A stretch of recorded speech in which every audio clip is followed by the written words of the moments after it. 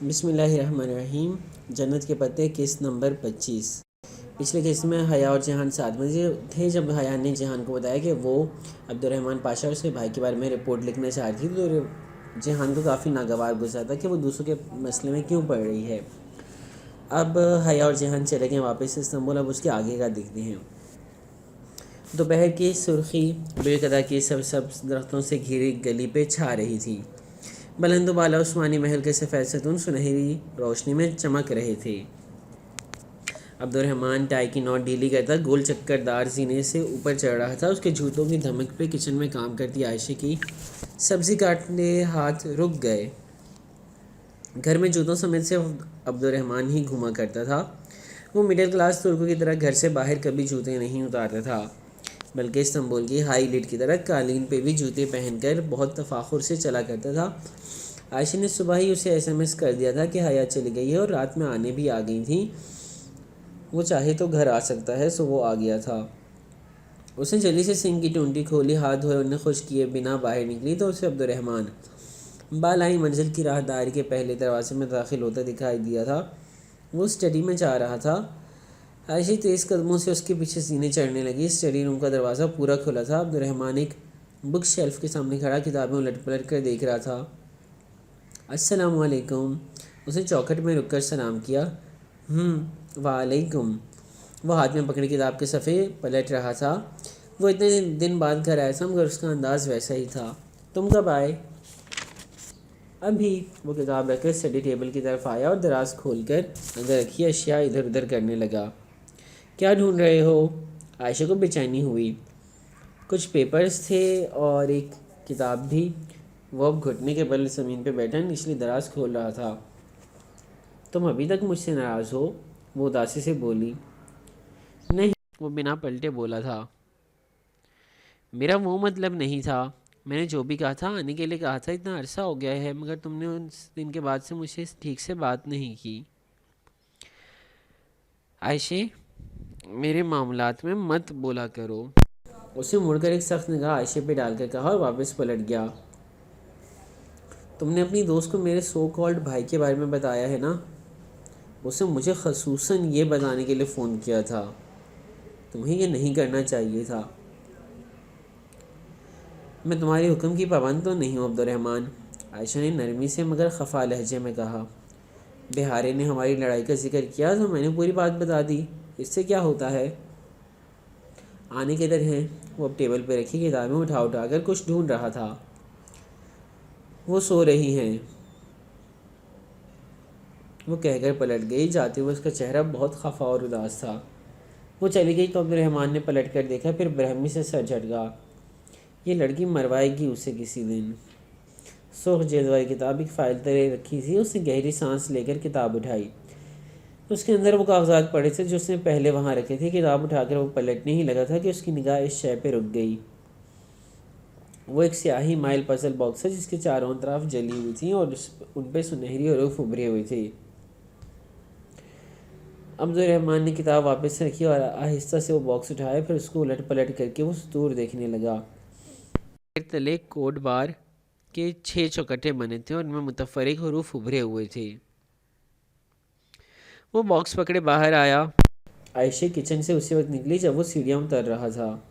عبد الرحمن نے نامحسوس انداز میں باکس والا ہاتھ پیچھے کر لیا۔ عائشہ نے اسے نہیں دیکھا تھا۔ وہ سیدھے اپنے کمرے میں چلی گئی۔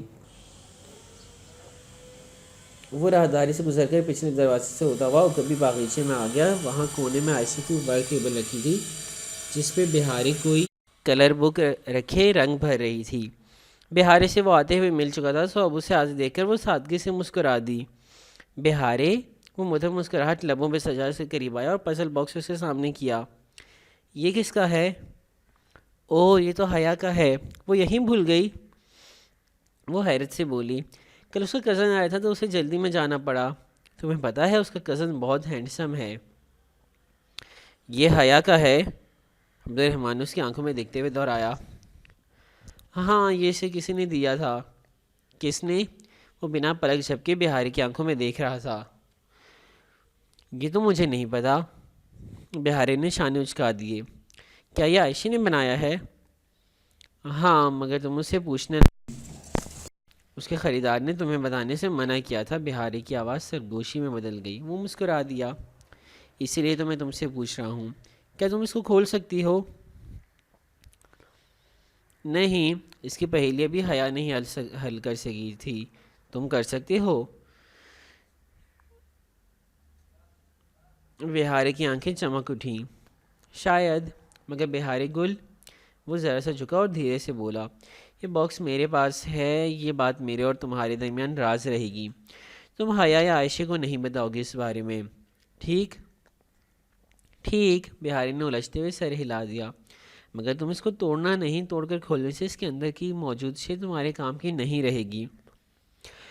وہ سر ہلا کر واپس پلٹ گیا۔ بہاری اپنی کلرنگ بک چھوڑ کر اس کے پیچھے آئی۔ وہ جب تک اندر آئی عبد الرحمن اوپر جا چکا تھا۔ وہ دبے پاؤں زینے چڑھنے لگی۔ تیسری منزل پہ عبد الرحمن کے کمرے کا دروازہ نیم ہوا تھا۔ بہاری نے چوکٹ کے قریب سر نکال کر جھانکا۔ عبد الرحمن پزل باکس الماری میں رکھ رہا تھا۔ الماری کا پٹ بند کر کے اس نے لاک لگایا اور چابی اپنے بیڈ کی سائڈ ٹیبل کی دراز میں ڈال دی۔ بہاری جلدی سے پیچھے ہٹ گئی اور بلی کی چال چلتی واپس اتر گئی۔ عبد الرحمن نے وہ باکس کیوں رکھ لیا؟ اس کا ذہن کچھ بھی سمجھنے سے قاصر تھا۔ اگلا منظر، ابا آج صبح پہنچے تھے اور اب وہ مرمرہ ہوٹل میں تھے۔ مرمرہ ہوٹل ٹاکسم میں واقع تھا۔ حیا اور ڈی جے نے غریب عوام کی طرح وہ شاندار ہوٹل باہر سے ہی دیکھا تھا۔ اگر ڈی جے ہوتی تو وہ دونوں اس بات کو بہت انجوائے کرتی کہ ابا اب اسی ہوٹل میں رہ رہے تھے۔ اس کا ڈورم ڈی جے کے بغیر بہت ادھورا سا تھا۔ ڈی جے ابھی تک وہیں تھی، وہ تو جیسے کہیں گئی ہی نہیں تھی۔ حالے نے کل ڈورم بدل لیا تھا، وہ ڈی جے کے بینک پہ منتقل ہو گئی تھی۔ البتہ ان دونوں نے اس بینک سے ملحقہ میز پہ ڈی جے کی ٹوٹی اینک ٹیپ سے جوڑ کر رکھ دی تھی۔ رات انجم باجی اور حالے اسی کے پاس رک گئی تھی۔ وہ تینوں گھنٹوں ڈی جے کی باتیں کرتی رہی تھیں۔ جب ہم پہلی دفعہ آپ سے ملے تھے تو اسے آپ کے انڈین ہونے پہ بہت اعتراض تھا۔ اسے پاکستان کے T20 فائنل میں آخری بال پہ مصباح کے آؤٹ ہونے کا بہت دکھ تھا۔ اس نے اس کے بعد کرکٹ دیکھنی ہی چھوڑ دی تھی۔ بعض دکھ اصل واقعات سے بڑے ہو جاتے ہیں، جیسے ڈی جے کی محبت سے ڈی جے کا دکھ بڑھ گیا ہے۔ اور استقلال اسٹریٹ میں جب آگے اس کے اور حالے کے پاس بہت سے واقعات تھے۔ وہ یادوں سے نکل کر جب سوئیں تو صبح دیر سے اٹھی۔ آج چھٹی تھی اور اب اسے ابا سے ملنے جانا تھا، سو اب وہ اسی لیے تیار ہو رہی تھی۔ جو گہرا سب سے راک اس نے پہنا تھا یہ وہی تھا جو ڈی جے کے ساتھ آخری دفعہ پوپو کے گھر پہن کر گئی تھی۔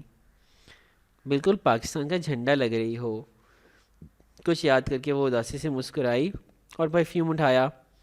ابھی اس نے اسپرے نوزل پہ انگوٹھا رکھا ہی تھا کہ بہاری کہیں آس پاس سے چیخی تھی، یہ کیا کر رہی ہو؟ اچھی لڑکیاں اتنا تیز پرفیوم لگا کر باہر نہیں جاتی۔ وہ ایک دم سے رک گئی۔ اف، عائشہ گل اور اس کی اچھی لڑکی۔ اسے ان باتوں کو اپنے ذہن پہ حاوی نہیں کرنا چاہیے۔ اس نے دوبارہ نوزل دبانا چاہا مگر پتہ نہیں کیوں اس نے پرفیوم واپس رکھ دیا۔ اپنے بازو کے اوپری حصے پہ داخل گئے الفاظ پہ وہ پہلے ہی اسکن کلر کا بینڈیج لگا چکی تھی۔ فراک کی شیفون کے آستینوں سے بازو جھلکتے تھے۔ کلر بینڈیج نے لیا تھا۔ اس نے سبز دوپٹہ ٹھیک سے شانوں پہ پھیلایا اور کھلے بالوں کو کندھے کی ایک طرف ڈالتی باہر نکل آئی۔ اچھی لڑکیاں بال کھول کر باہر نہیں نکلتی۔ وہ اپنے ذہن میں گونجتی آوازوں کا نظر انداز کرتی سیڑھیاں اتر رہی تھی۔ اچھی لڑکیاں اللہ تعالیٰ کی ہر بات مانتی ہیں۔ وہ سر جھٹکتی آخری سینہ پھلانگ آئی۔ اچھی لڑکیاں، اچھی لڑکیاں۔ اس نے اپنا سر اٹھا کر آسمان کو دیکھا۔ اندھیرے پہ اندھیرے، لہر پہ لہر۔ صبح کے وقت بھی اسے ہر طرف اندھیرا لگنے لگا تھا، اس کی روشنی کہاں تھی؟ وہ بدیلی سے چھوٹے چھوٹے قدم اٹھاتی انجم باجی کے اپارٹمنٹ کی طرف گئی۔ انجم باجی اپنا چارجر اس کے کمرے میں بھول گئی تھی۔ ان کا چارجر لوٹا کر اس نے اب چلے جانا تھا مگر پتہ نہیں کیوں رک گئی۔ انجم باجی، میرے بالوں کی فرینچ بریڈ بنا دیں گی؟ اس نے خود کو کہتے سنا۔ ہاں شور، ادھر بیٹھو۔ انجم باجی برش لے کر اس کے بال سنوارنے لگی۔ حیا، تمہارے بالوں کو کیا ہوا؟ فرانسیسی طرز کی چوٹی کے باریک بل باندھتے ہوئے وہ حیرت سے کہہ اٹھی۔ وہ ذرا سی چونکی۔ کیا ہوا؟ تمہاری اسکالپ کی جلد کا رنگ ایسا سرخ بھورا سا ہو رہا ہے، چھالے ہوئے تھے بالوں میں؟ نہیں، ایک شیمپو ری ایکٹ کر گیا تھا، بس چند دن میں ٹھیک ہو جائیں گے۔ اس نے ان سے زیادہ خود کو تسلی دی۔ چوٹی بناتے ہوئے بال کھینچ رہے تھے اور سر کی جلد درد کر رہی تھی، مگر وہ برداشت کر کے بیٹھی رہی۔ عائشہ نے جب وہ ویکس اتاری تھی تو اس کے بالوں کو کتنا نقصان ہوا کتنا نہیں، عائشہ نے تفصیل اسے کبھی نہیں بتائی تھی۔ اسے نہیں معلوم تھا کہ کبھی وہ اس سارے واقعے کی تفصیل دوبارہ سے سنے گی۔ اس نے انجم باجے کے اپارٹمنٹ سے نکلنے سے قبل خود کو آئینے میں دیکھا۔ اسے پتہ تھا وہ فرینچ بریڈ میں بہت اچھی نہیں لگ رہی تھی۔ حسین اور مومن گورسل شٹل سے اتر رہے تھے جب وہ سٹاپ پہ پہنچی۔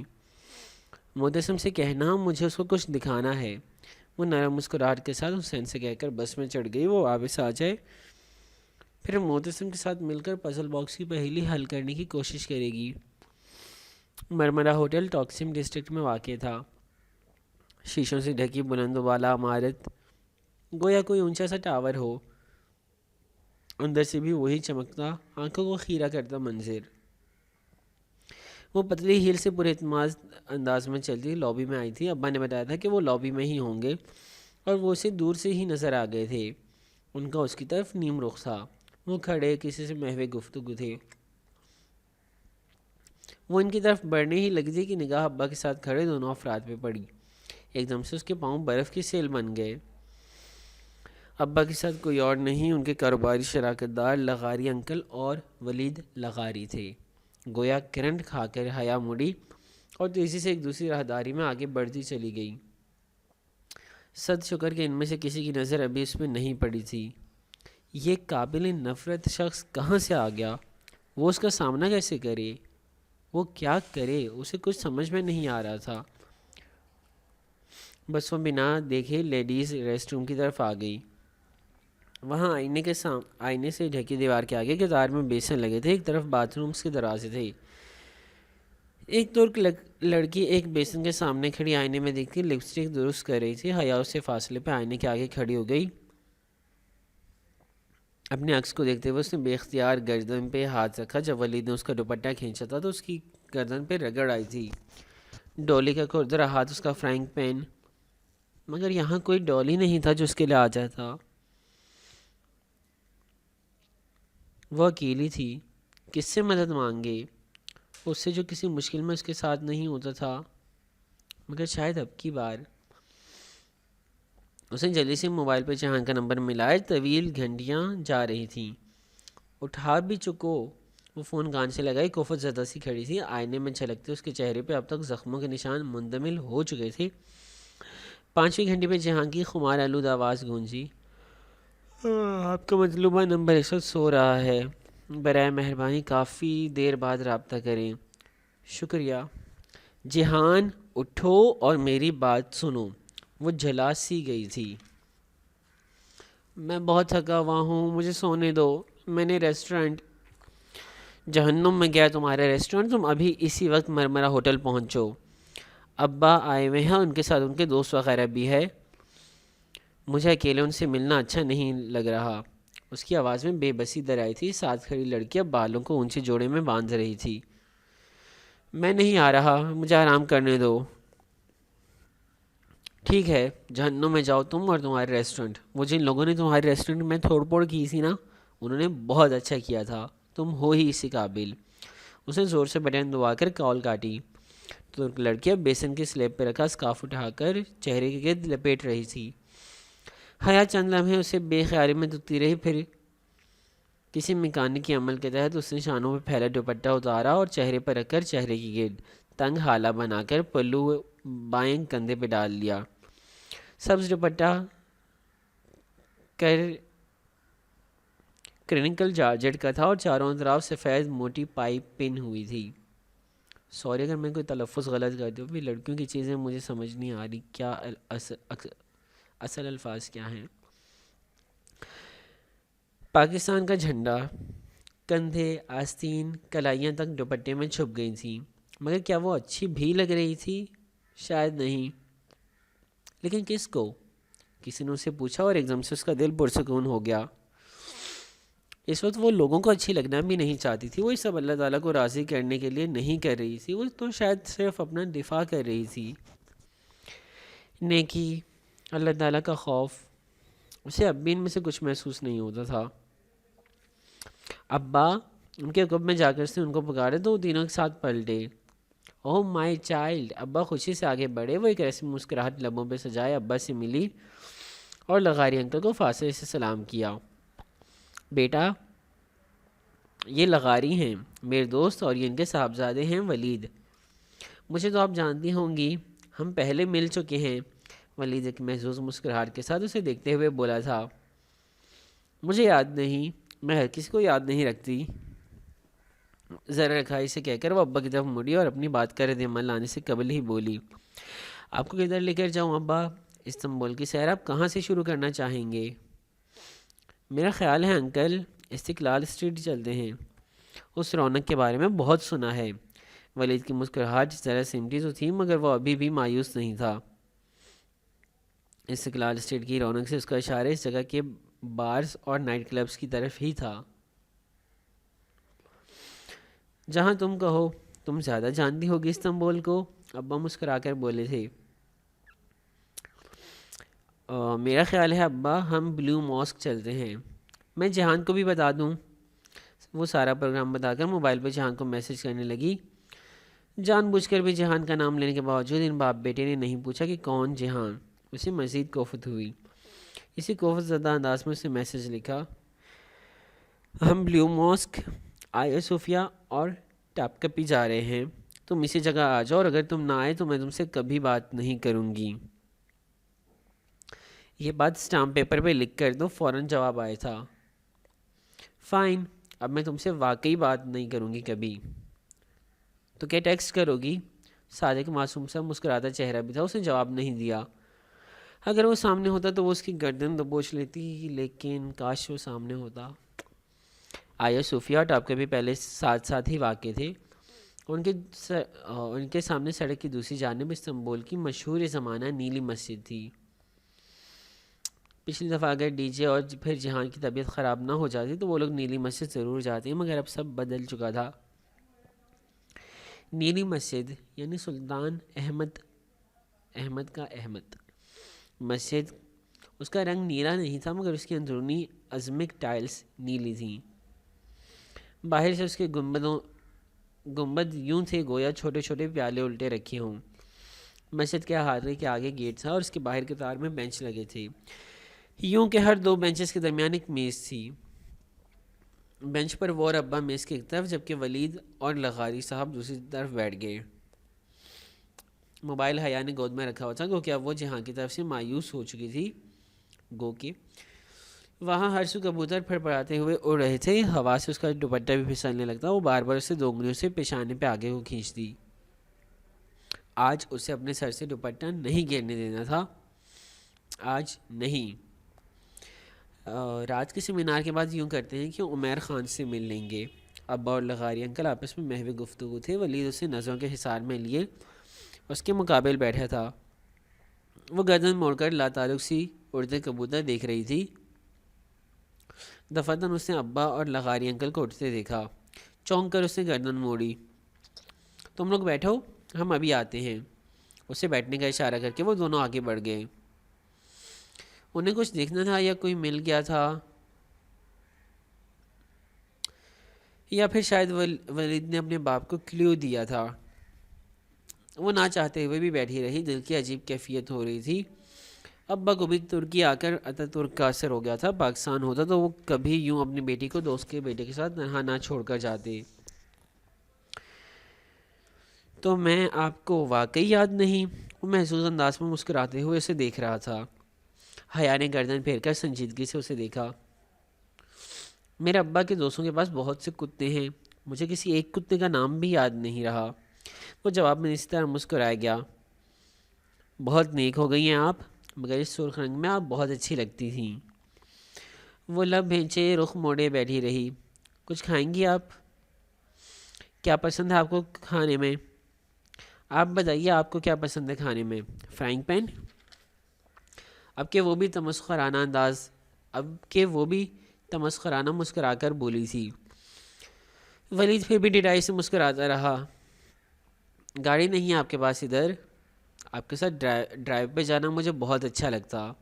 وہ اسے یاد دلا رہا تھا ایک سنگین غلطی جس کا پردہ وہ کبھی بھی کھول سکتا تھا. لمحے بھر کو وہ اندر تک کام گئی تھی.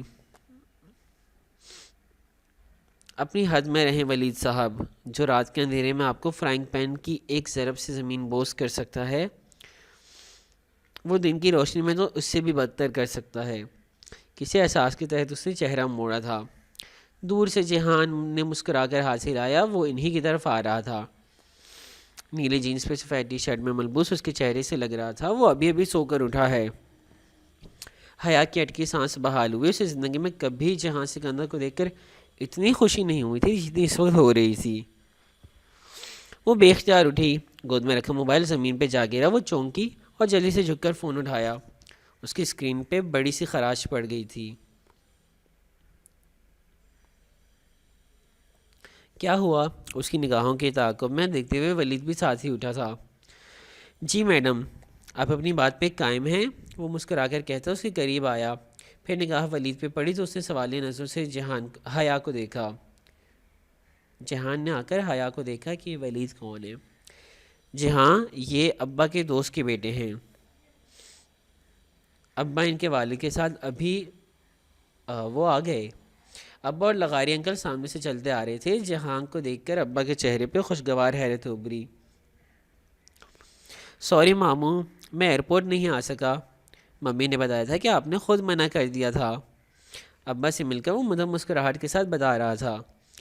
لغاری انکل اور ولید سے بھی وہ اسی خوش دلی سے ملا تھا. البتہ وہ دونوں استفہامیہ نظروں سے سلیمان صاحب کو دیکھ رہے تھے. اٹس اوکے، آفیشلی پک کر لیا گیا تھا ہمیں، اسی لیے میں نے سبین کو منع کر دیا تھا. جہان نے مسکرا کر سر کو جنبش دی. پھر نگاہ لغاری انکل کے سوالے تاثرات پہ پڑی تو جیسے جلدی سے وضاحت دی. میں جہاں سکندر ہوں، سلیمان ماموں کا بھانجا اور داماد، حیا کا ہسبینڈ. مرمرہ کا سمندر ایک دم آسمان تک اٹھا اور کسی تھال کی طرح اس پہ انڈیل دیا گیا تھا. وہ اس بوچھاڑ میں بالکل سن سی ہوئی جہان کو دیکھ رہی تھی. جس رشتے کے متعلق نہ پوچھنے کی اس نے قسم کھا رکھی تھی، اس رشتے کا اقرار یوں اس منظر نامے میں ہوگا اس نے کبھی تصور بھی نہیں کیا تھا. داماد؟ او آئی سی. لغاری انکل نے وہ مشکل مسکرا کر سر ہلایا. پھر ایک نظر ابا پہ ڈالی جو لمحے بھر کو گنگ رہ گئے تھے مگر جلدی ہی سنبھل گئے تھے. مجھے خوشی ہے جی ہاں کہ تم آئے. حالانکہ وہ اس کے آنے کے بجائے کسی اور بات پہ خوش تھے. سوری ماموں، مجھے پہلے آنا چاہیے تھا، اور اگر اب بھی نہ آتا تو حیا نے مجھ سے ساری زندگی بات نہ کرنے کا ارادہ کر لیا تھا. اسے مسکرا کر کہتے حیا کو دیکھا. وہ جواباً دھیرے سے مسکرائی، جیسے وہ دونوں ہمیشہ سے ہی ایسے آئیڈیل کپل کی طرح بات کرتے رہے ہوں، جیسے ان کے درمیان کبھی کوئی تلخ کلامی ہوئی ہی نہ ہو. ولید لغاری کے چہرے کی مسکراہٹ پھر یوں غائب ہوئی کہ وہ دوبارہ مسکرا نہ سکا. بعد میں سارا وقت وہ محتاط انداز میں اپنے باپ کے ساتھ بیٹھا رہا. وہ اپنے سامنے اپنے شوہر اور باپ کے درمیان بیٹھی لڑکی پہ اب نظر ڈالنے کی بھی جرت نہیں کر رہا تھا. اس سے پہلے جہان نے ان تینوں مہمانوں کی بہت اچھی طرح سے تواضع کی. ٹاپ کپی اور آیا صوفیہ ایک میوزیم ہے اوکے کی راہداری میں ان کو ساتھ لیا. وہ ایک اچھے گائیڈ کے فرائض انجام دے رہا تھا. آج استنبول میں حیا کا پہلا دن تھا جب وہ بہت اعتماد سے جہان کے پہلو میں چل رہی تھی.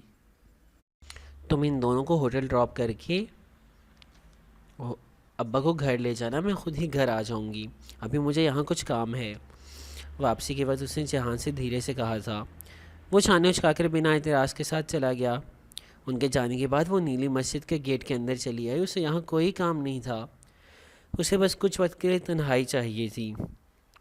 مسجد کے ہاتھ میں سبزہ زار پہ پانی کا فوارہ ابل رہا تھا.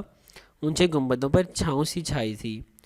وہ سر جھکائے روش پہ چلتی اندر جا رہی تھی.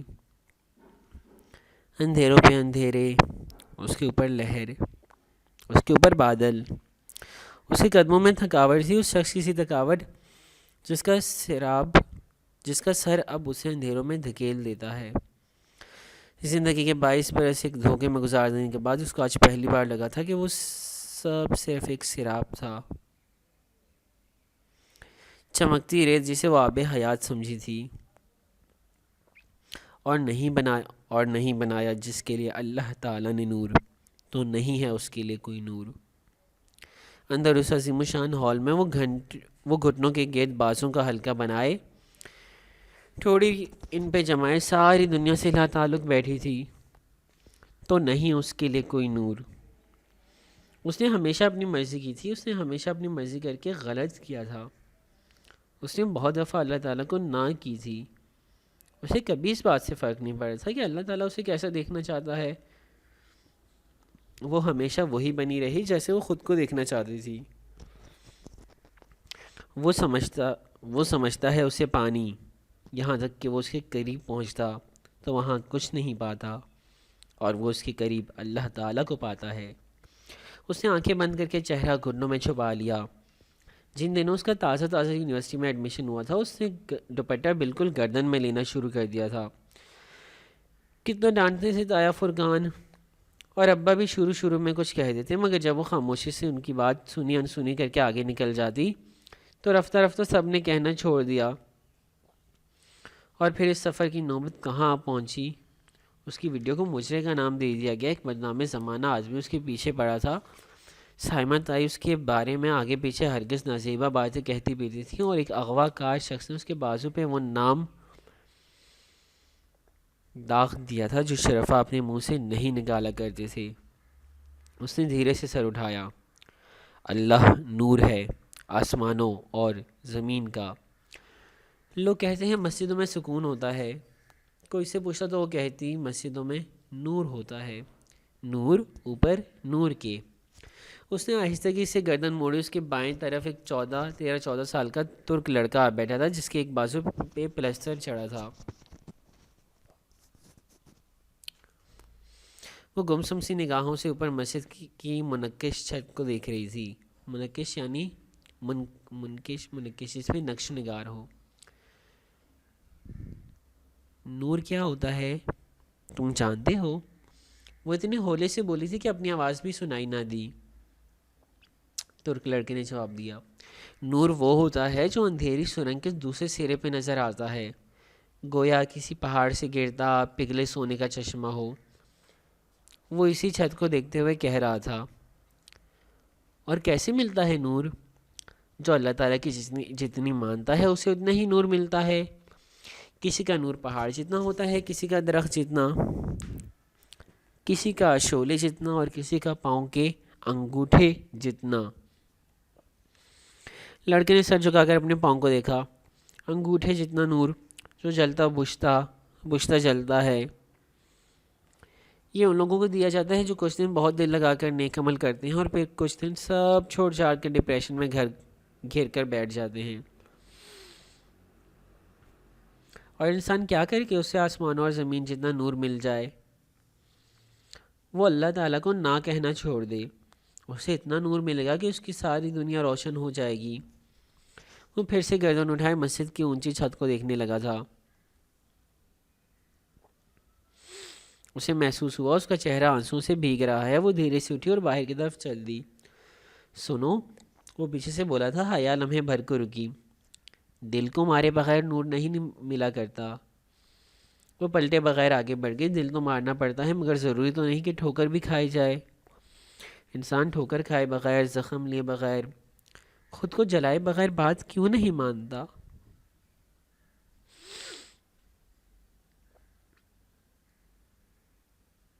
ہم نے بھی تو زندگی کو سمجھا ہوا ہے کہ وہ بالکل ایسی چیز ہے، ہمیں ہمیشہ ہی ملے گی، سب لوگ مریں گے۔ ہر کس کو لگتا ہے میں نہیں مروں گا، میرے جو قریبی عزیز ہیں وہ نہیں مریں گے، کہ جب تک ہم لوگ ٹھوکر نہ کھائیں تب تک ہمیں سمجھ نہیں آتا۔ مجھے بھی لائف میں ایسے ہی لگتا تھا، لیکن اب جب چاچو کا وہ ہوا اس کے بعد اب مجھے اندازہ ہوا ہے کہ زندگی تو بہت بہت نا اعتباری چیز ہے، ایک لمحے کا ہمیں پتہ نہیں ہے۔ سنا پہلے بھی بہت تھا، اب سمجھ آئی گئے۔ خیر، اس کی بات کو کنٹینیو کرتے ہیں۔ خود کو جلائے بغیر بات کیوں نہیں مانتا؟ پہلی دفعہ میں ہاں کیوں نہیں کہتا؟ نیلی مسجد کے کبوتروں کی طرح اوپر اڑنا کیوں چاہتا ہے؟ پہلے حکم پہ سر کیوں نہیں جھکاتا؟ ہم سب کو آخر منہ کے بل گرنے کا انتظار کیوں ہوتا ہے، اور گرنے کے بعد ہی بات کیوں سمجھ میں آتی ہے؟ اس نے ہتھیلی کی پوچھ سے دھیرے سے آنکھیں رگڑی اور باہر نکل آئی۔ ایک فیصلہ تھا جو اس نے نیلی مسجد کے گنبدوں کو گواہ بنا کر کیا تھا، اب اسے اس فیصلے کو نبھانا تھا۔ پھپھو اور ابا لاؤنج میں بیٹھے بیتے دنوں کی باتیں کر رہے تھے۔ پھپھو بہت خوش تھی، بار بار نہ مانگ کے پوچھتی۔ وہ کچن میں چائے بنا رہی تھی، جہان کیک ٹرے میں سیٹ کر رہا تھا۔ آج اس نے کون سا اعتراف کیا ہے؟ وہ سب یوں ظاہر کر رہے تھے گویا انہیں یاد ہی نہ ہو۔ تمہاری پڑھائی کا خرچ تو بہت ہو گیا ہوگا، اتنے دن لگا دیا دلار میں، ڈورم آفیسر نے طلب ہی کی ہوگی۔ وہ کیک پہ کچھ چھڑکتے ہوئے پوچھ رہا تھا۔ نہیں، ڈورم میں حاضری مارکنگ کا کوئی نظام نہیں ہے۔ ہاں، کلاسز کا خرچ ہوا تو ہے، 5 دن تو اسپرنگ بریکر میں شامل ہو گئے تھے، اوپر کے 6 دن کی غیر حاضری لگی ہوگی۔ ہم مزید صرف ایک چھٹی کی گنجائش ہے میرے پاس۔ وہ کتلی میں چائے ڈالتے ہوئے بولی تھی۔ دونوں ایک دوسرے کو نہیں دیکھ رہے تھے۔ ایگزامس کب ہیں؟ مئی کے آخر سے جون کے پہلے ہفتے تک۔ اور پاکستان میں تم نے 5 جولائی کو جانا ہے نا؟ یہ آخری مہینہ تو شاید صرف ترکی گھومنے کے لیے ہے۔ ہاں، مگر ایکسچینج اسٹوڈنٹس کی کوشش ہوتی ہے کہ قریبی ممالک بھی دیکھ لیں، کوئی قطر جا رہا ہے تو کوئی پیرس۔ وہ ٹرے اٹھا کر جانے کے لیے مڑی۔ ہم لندن چلیں؟ حیا نے پلٹ کر حیرت سے اسے دیکھا۔ وہ اوون سے سنیکس کی پلیٹ نکالتے ہوئے دھیرے سے مسکرایا تھا۔ ہم لندن جا رہے ہیں کچھ عرصے تک، ابا کے علاج کے لیے، تم بھی چلو؟ آئیڈیا تو اچھا ہے، سوچوں گی۔ وہ جواباً مسکرائی اور ٹرے لیے باہر آ گئی۔ میری بہت خواہش تھی بھائی کہ یہ سب پاکستان میں سب رشتہ داروں اوکے، یہ سبین پھوپھو کے الفاظ ہیں۔ میری بہت خواہش تھی بھائی کہ یہ سب پاکستان میں سب رشتہ داروں کے ساتھ ہو، لیکن شاید ایسا جلد ممکن نہ ہو، اور پھر ہم دونوں ہیں تو یہاں، اس لیے میں نے سوچا کہ غیر رسمی انداز میں رسم کر لیں۔ پھپھو شاید ابا سے بات کر چکی تھی، تبھی وہ مسکرا رہی تھی۔ وہ جو کارپیٹ پہ پنجوں کے بل بیٹھی ٹرے سے پیالیاں نکال کر میز پر رکھ رہی تھی، نہ سمجھی سے انہیں دیکھنے لگی۔ پھپھو مسکراتے ہوئے اٹھی اور چند لمحوں بعد چھوٹی سلور ٹرے لیے آئی جس میں سرخ فیتہ رکھا نظر آ رہا تھا۔ حیا نے نہ سمجھی سے ٹرے کو دیکھا، پھر کچن سے ٹرالی دھکیل کر لاتے جہان کو۔ وہ بھی پھپھو کے ہاتھ میں ٹرے دیکھ کر رکا، پھر سوالیہ نگاہوں سے ان کا چہرہ دیکھا۔ جہان سکندر، آپ کو کوئی اعتراض تو نہیں؟ پھپھو نے بظاہر مسکراتے آنکھوں میں سے متنبع کیا۔ وہ شاید راضی نہیں تھا، مگر نہیں کہہ کر ٹرالی آگے لے آیا۔ حیا ٹرے میز پہ ہی چھوڑ کر اٹھ کھڑی ہوئی۔ اب اسے نظر آیا تھا سرخ فیتے کے دونوں سروں پہ ایک ایک انگوٹھی بنی تھی۔ شادی کا وقت تو ظاہر ہے ہم بعد میں ڈیسائیڈ کریں گے، مگر ہر ماں کی طرح میری بھی خواہش ہے کہ میں اپنی بہو کو نسبت کی انگوٹھی پہنا دوں۔ فاطمہ بھی ہوتی تو کتنا اچھا ہوتا۔ وہ دونوں انگوٹھیوں کو پکڑی ان دونوں کے پاس آئیں۔ ان کے ہاتھ بڑھانے پہ حیا نے کسی خواب کسی کیفیت میں اپنا ہاتھ آگے کیا۔ انہوں نے مسکراتے ہوئے اس میں انگوٹھی ڈالی۔ وہ ایک سادہ پلاٹینیم بینڈ تھا، سرخ ربن کے دوسرے سرے سے بندھا بینڈ۔ انہوں نے جہان کی انگلی میں ڈالا، پھر ٹرے سے چھوٹی کینچی اٹھا کر ربن درمیان سے کاٹا۔ دونوں کی انگوٹھیوں سے بندھا ربن ان کی انگلی کے ساتھ جھولتا رہ گیا۔ ترکی میں منگنی شاید اسی طرح ہوا کرتی تھی۔ حیا نے سن ہوتے دماغ کے ساتھ سر اٹھایا۔ جہان پھپھو کو دیکھتے ہوئے مسکرا رہا تھا اور وہ اس کی پیشانی چوم کر دعا دے رہی تھی۔ ابا بھی اٹھ کر اس کو گلے سے لگائے دعا دے رہے تھے۔ وہ سب کتنا حسین تھا، کسی خواب کی طرح۔ دھنک کے سارے رنگوں سے مزین کوئی بلبلا جو کشش شکل سے آزاد ہو کر اوپر اڑتا جا رہا ہو، اوپر اور اوپر۔ تم کیوں چپ بیٹھے ہو برخوردار؟ ابا شاید جہان سے پوچھ رہے تھے۔ میں سوچ رہا ہوں میں وہ پہلا آدمی ہوں گا جس کی منگنی اس کی شادی کے بعد ہوئی ہے۔ وہ دھیرے سے ہنس کر بولا تھا۔ وہ نچلا لب دبائے جلدی سے ٹرے لیے کچن میں آ گئے۔ اس کا سترنگا بلبلا اوپر، بہت اوپر سے تیرتا جا رہا تھا۔ شام میں دیر سے جہان ابا کو واپس چھوڑنے گیا اور پھپھو اپنے کام نپٹانے لگی تو وہ لاؤنج میں آ بیٹھی۔ اپنی انگلی میں پہنی انگوٹھی سے بندے ربن کو دیکھتے ہوئے وہ زیر لب مسکرا رہی تھی، تبھی لینڈ لائن فون کی گھنٹی بجی۔ ہیلو، اس نے ریسیور اٹھایا۔ دوسری جانب کوئی نسوانی آواز تھی۔ کیا میں مسٹر جہان سکندر سے بات کر سکتی ہوں؟ نہیں، وہ ذرا باہر تک گئے ہیں، کوئی پیغام ہو تو دے دیجیے۔ چند لمحے کی خاموشی کے بعد وہ بولی، جہان کو کہنا اس نے جو پارسل مجھے بھجوایا تھا وہ کھو گیا ہے، کسی غلط ایڈریس پہ چلا گیا ہے شاید، میں اسے رات میں کال کروں گی۔ اس کے ساتھ ہی اس نے فون رکھ دیا تھا۔ حیا نے ایک نظر ریسیور کو دیکھا اور پھر شانے اچکاتے ہوئے اسے کریڈل پہ ڈال دیا۔ جہان جب واپس آیا تو وہ لاؤنج میں منتظر بیٹھی تھی۔ پھوپھو اب تک سونے جا چکی تھی۔ حیا کا ارادہ تھا کہ وہ لندن کی ٹرپ کا پروگرام جہان سے ڈسکس کرے، اور بھی بہت سی باتیں تھیں، مگر پہلے اس کا پیغام۔ ماموں صبح ہوٹل سے ہی ایئرپورٹ چلے جائیں گے، ہمیں آنے سے منع کر دیا ہے۔ تم یوں کرو، 2 کپ کافی بنا لاؤ، میں کچھ نئی موویز لایا تھا، دیکھتے ہیں۔ وہ بہت اچھے موڈ میں کہتے ہوئے ٹی وی کے نیچے بنے ریک کی طرف آیا تھا۔ اوکے، لاتی ہوں، اور ہاں تمہارے لیے فون آیا تھا، وہ اٹھتے ہوئے بولی۔ کوئی لڑکی تھی، نام تو نہیں بتایا، مگر کہہ رہی تھی کہ تمہارا پارسل اسے نہیں ملا، کسی غلط ایڈریس پہ چلا گیا ہے، شاید وہ رات میں کال کرے۔ وہ تیزی سے موڑتے ہوئے اٹھا تھا۔ میرا پارسل اسے نہیں ملا؟ اور کیا کہا؟ وہ بے یقینی سے اسے دیکھ رہا تھا۔ کچھ نہیں۔ کافی لاؤں؟ نہیں، رہنے دو، وہ قدرے مضطرب انداز میں کہتے ہوئے صوفے کی طرف آیا اور فون اٹھا کر CLI چیک کرنے لگا۔ اس کی انگلی میں انگوٹھی اب بھی تھی، مگر ربن نہیں تھا۔ تمہیں صبح کیمپس بھی جانا ہوگا، تم یوں کرو سو جاؤ، میں بس تھوڑا کام کروں گا، وہ الجھے متفکر انداز میں CLI چیک کرتے ہوئے بولا تھا۔ سترنگا بلبلا پھٹ گیا تھا، سارا موڈ غارت، سارا پلان ختم۔ وہ اچھا کہہ کر بددلی سے کمرے میں چلی آئی۔ اس کا کمرہ لاؤنج سے ملحقہ تھا، دروازے کی ہلکی سی درز اس نے کھلی رہتی تھی۔ جب تک وہ سو نہیں گئی، اسے جہان صوفے میں مضطرب سا بیٹھا فون کو دیکھتا نظر آ رہا تھا۔ وہ صبح فجر پہ اٹھی تو دیکھا جہان اسی طرح صوفے پہ بیٹھا فون کو دیکھ رہا تھا۔ اس کی آنکھیں رت جگہ سے سرخ ہو رہی تھیں۔ اس لڑکی کا فون نہیں آیا تھا شاید۔ انتظار لا حاصل۔ اس کے دل پہ بہت سا بوجھ آن پڑا تھا۔ یہ ایپیسوڈ بھی ختم ہوئے۔ اس ایپیسوڈ میں ہم نے دیکھا بہت کچھ اچھا ہوا۔ حیا اور جہان کی منگنی جو کہ سب کو بھول چکی تھی، اچانک سے اس طریقے سے نمودار ہو گئی۔ اچھا، نمرہ احمد کی اچھی عادت ہے کہ وہ اتنی بڑی سی بات کو بھی بہت نارمل انداز میں بیان کر کے چلی جاتی ہے۔ ان کی منگنی ہو گئی، سب کچھ ہو گیا، اور بالکل 1-2 پیجز کے اندر ہی ناول کے ہو گیا۔ حالانکہ اس پہ تو لمبی لمبی لوگ کتابیں لکھ جاتے ہیں، اور جیسے اسٹار پلس کے ڈراموں میں ہوتا تھا 6-7 ایپیسوڈ تو ہر کسی کا چہرہ دکھاتے ہوئے گزر جاتے ہیں، لیکن نمرہ احمد چیزوں کو اختصار سے رکھتے ہوئے کرتی ہیں۔ اچھا لگتا ہے ان کا یہ انداز بیاں۔ اس سے آگے انشاءاللہ اگلی قسط میں دیکھیں گے، تب تک اپنا خیال رکھیے گا۔ اللہ حافظ۔